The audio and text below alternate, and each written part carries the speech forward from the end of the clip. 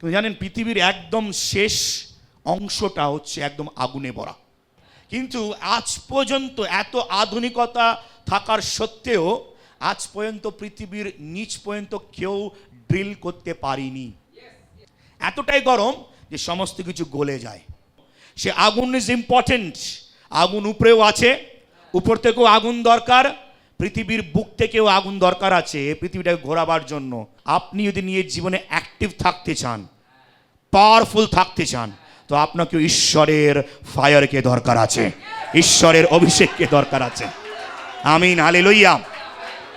আপনি যত deep prayer করবেন, যত ডিপ আপনি ধ্যান করবেন, যত আপনি ডিপ মেডিটেট করবেন, যত আপনি পিপাসিত থাকবেন, ক্ষুধার্ত থাকবেন, আমি তোমাকে আরো জানতে চাই।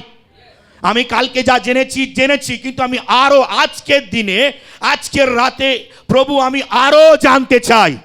প্রভু আমি আরো বাড়তে চাই আত্মিকতায়। প্রভু আমাকে আরো বাড়াও।